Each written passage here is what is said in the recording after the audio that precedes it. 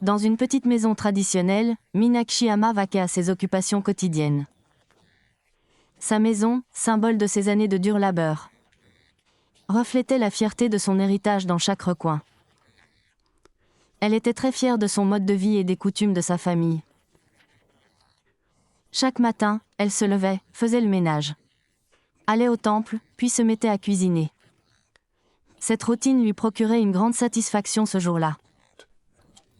Kavri entra dans la maison, belle-fille de Meenakshi Amma, l'esprit rempli de nouveaux rêves et du désir de commencer une nouvelle vie.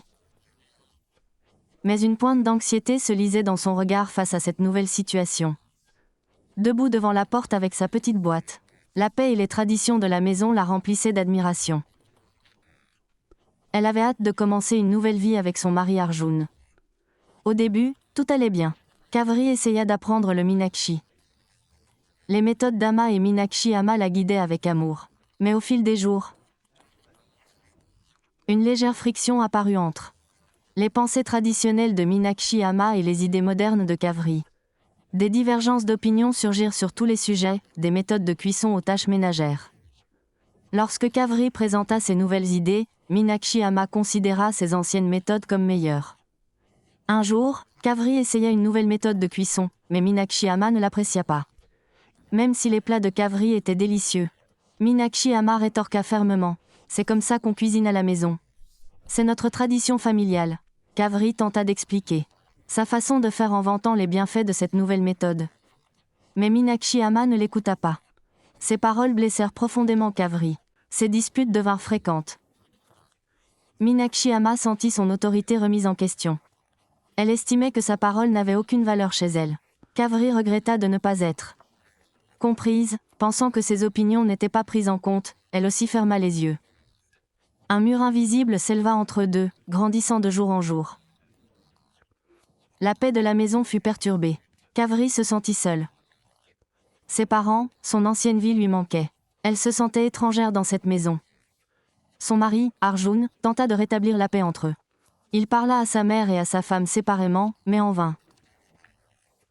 Leur entêtement et leur incompréhension le peinèrent profondément. Kavri regarda par la fenêtre et pensa qu'il serait agréable d'avoir quelqu'un avec qui partager ses inquiétudes. Meenakshi Amma n'était pas heureuse non plus.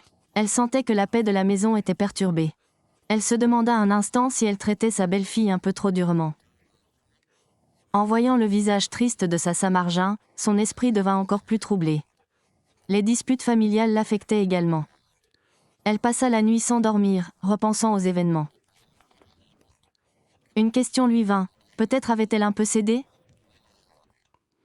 Un jour, Meenakshi Amma fut malade. La fièvre et des problèmes de santé la gardèrent au lit. C'est Kavri qui l'aida. Elle lui donna des médicaments et lui prépara du porridge. Ces soins attentionnés transformèrent peu à peu l'état d'esprit de Meenakshi Amma. Kavri, plus que sa belle-fille, s'occupa d'elle comme de sa fille. Ce petit coup de pouce fit une grande différence dans l'esprit de Meenakshi Amma.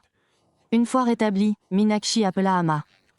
« Kavri, Kavri, je ne te comprenais pas, je pensais que mes voix étaient les seules justes. Je réalise seulement maintenant combien mon entêtement t'avait blessé, toi et Arjun.